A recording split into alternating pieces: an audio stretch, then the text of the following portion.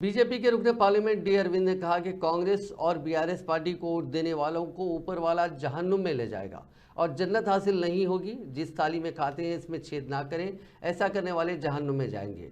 जन्नत के ख्वाहिशमंद मुल्क के लिए खिदमत करने वाले और मुल्क को महफूज रखने वालों को वोट देकर उनकी मदद करें। ऐसा ना करने पर ऊपर वाला भी उन्हें माफ़ नहीं करेगा।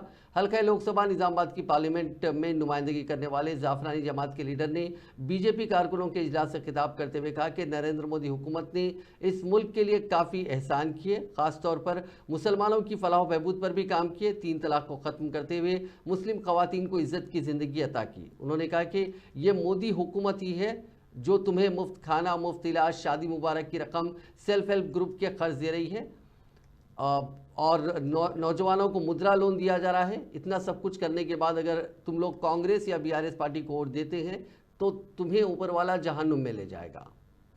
తీసేసి మీ ఆత్మగౌరవం ఇచ్చింది కూడా నరేంద్ర మోడీ. ముద్రా లోన్లు యువతకి ఇస్తుండే ఆయన్ని.